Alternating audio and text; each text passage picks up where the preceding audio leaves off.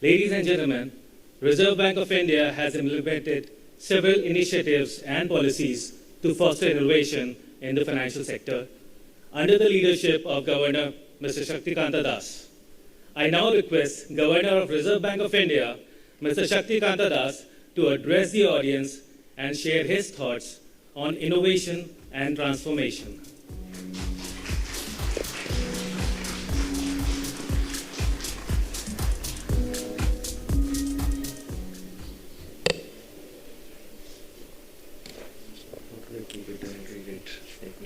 Hold on.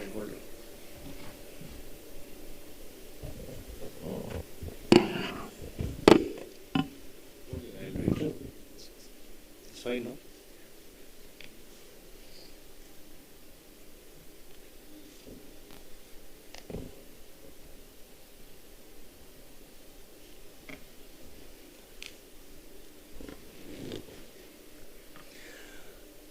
A very warm good evening to all of you, to all the participants.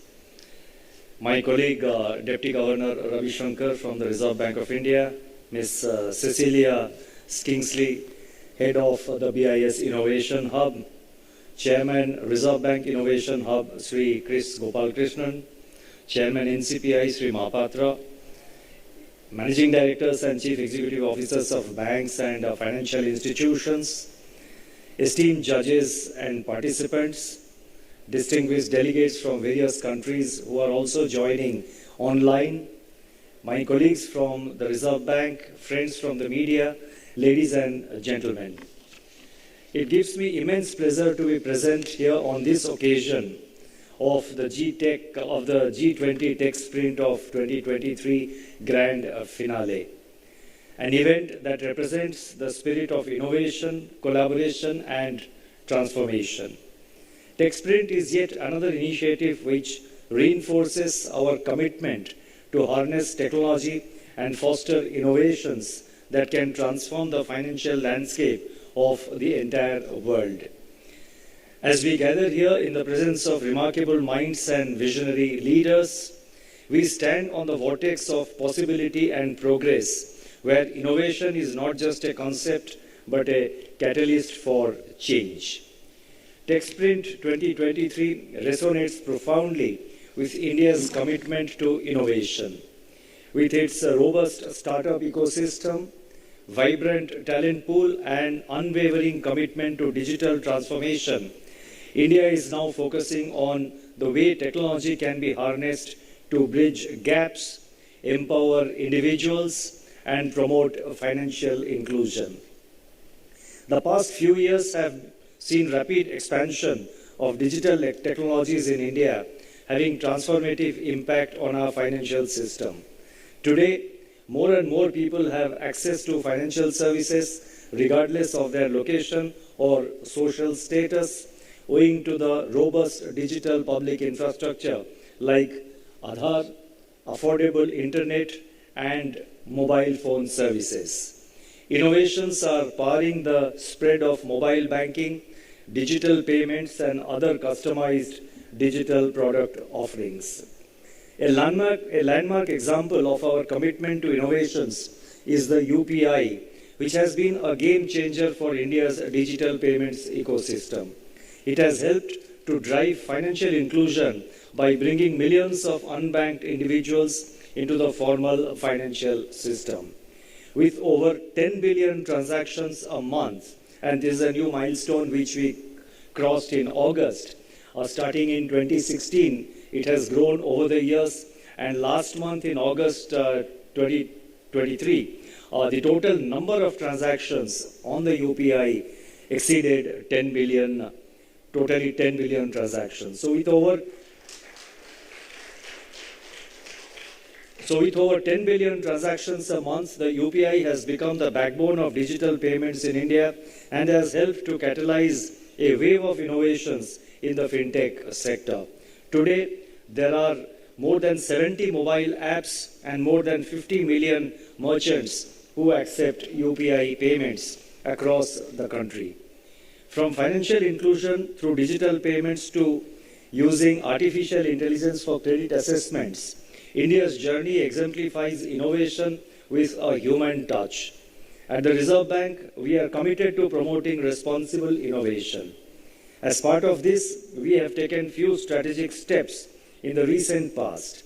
On the institutional front, we have set up the FinTech department within the Reserve Bank with the objective of paying dedicated attention to the fast-evolving FinTech sector. The mandate of this department is to promote innovation while managing the associated risks, if any. Similarly, we have set up the Reserve Bank Innovation Hub as a wholly owned subsidiary which is currently engaged in several innovative technology-based projects touching people at the bottom of the pyramid. Once fully scaled, these projects are expected to have transformational impact on the financial services ecosystem, particularly in the lending space. The Reserve Bank has also put in place a regulatory sandbox framework wherein innovators get the opportunity to test their products in a controlled environment.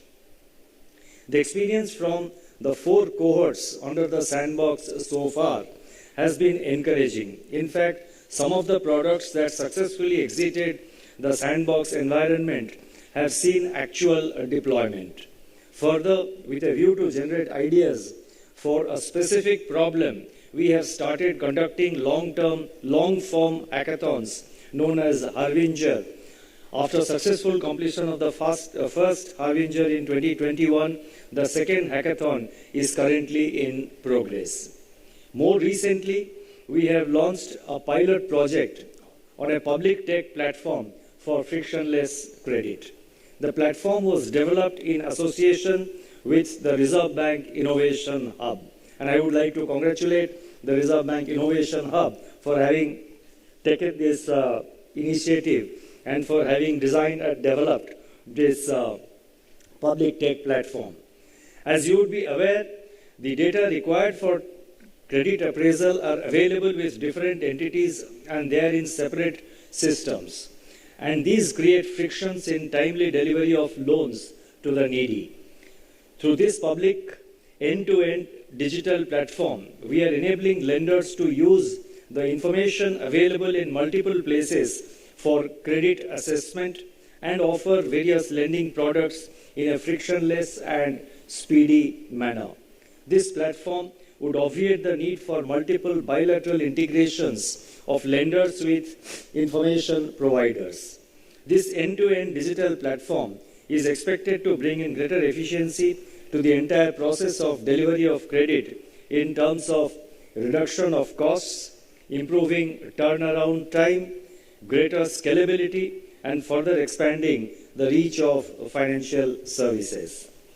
Under India's G20 presidency, this 4th edition of G20 Tech Sprint was launched on May 4th this year with the theme Technology Solutions for Cross-Border Payments.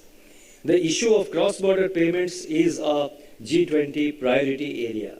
Notwithstanding the progress made so far, the key challenges to existing cross-border payments continue to be high cost, low speed, limited access, and insufficient transparency.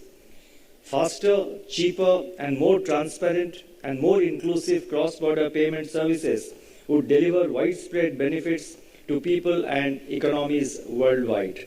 It would also support economic growth, international trade, and financial inclusion. Let me now move on to another technology innovation, namely the central bank digital currency.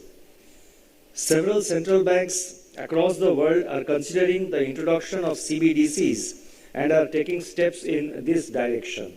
India is one of the few countries which have launched CBDC pilots in both wholesale and retail segments.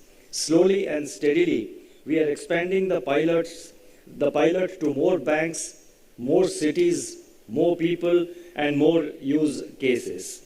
The empirical data that we are generating would go a long way in shaping the policies and future course of action relating to CBDCs. With its instant settlement feature, I believe CBDCs can play an important role in making cross-border payments cheaper, faster, and more secure. The problem statements identified for this G20 tech sprint have been carefully chosen. These pertain to broadly three problem areas. First, reducing illicit finance risk. Second, forex and technology solutions for currency settlement. And third, technology solutions for multilateral cross-border CBDC platforms. Let me highlight some important aspects of these problem statements. The first problem statement focuses on AML-CFT, that is anti-money laundering and combating financing of terrorism. The first problem statement focuses on AML-CFT technology solutions that can be integrated into multilateral platforms to reduce the risks of illicit finance while increasing efficiency of the screening processes for AML-CFT sanctions. It is extremely challenging to achieve full AML-CFT compliance, as enforcement is sometimes difficult, slow, and at times only partial. Therefore, it is important to come up with innovative solutions to deal with this major risk to international financial system. The second problem statement seeks to encourage the participants to come up with technology solutions in forex and liquidity to enable settlement in more number of EMDE currencies. Multilateral payment platforms that support multiple currencies would offer a way to promote such local currency payments. As things stand today, forex and liquidity risks associated with EMDE currencies in particular can make the operation of multilateral platforms with EMD currencies more challenging. It is in this backdrop that effective liquidity mechanisms need to be developed. The third problem statement, which was intentionally kept broad, calls for technology solutions to multilateral cross-border CBDC platforms. It invited solutions and technologies for multilateral cross-border CBDC platforms, which can contribute to interoperability across multi-CBDC platforms or domestic payment systems, reduce operational cost, and increase efficiency while ensuring consistency in standards across multiple jurisdictions. I strongly believe cross-border payments can be made more efficient through adoption of CBDCs, and this is an idea which should receive our close attention. As all of us are starting on a clean slate on the CBDC front, the adoption of right technology platform, which is interoperable, would be a great benefit to the future of cross-border payment ecosystem. I am happy to share that this G20 tech sprint has witnessed encouraging participation from around the world, with 93 proposals submitted across the three problem statements. In collaboration with the BIS, 21 proposals in total, that is 7 each for the three problem statements, they were shortlisted. These proposals have the potential to bring transformation in the cross-border payments ecosystem in line with the G20 priority. They have the power to provide solutions to maintain the integrity of financial system, empower the underserved, reduce frictions in cross-border payments, and amplify the resilience of the financial systems. These proposals were evaluated by an eminent jury, and 3 best submissions, one for each problem statement, have been chosen as winners. My congratulations to the winning teams. I would also like to thank all the participants for their efforts and encourage them to continue their innovative endeavors. I extend my gratitude to every participant, mentor, judge, and partner who have contributed to the success of this edition of the G20 Tech Sprint.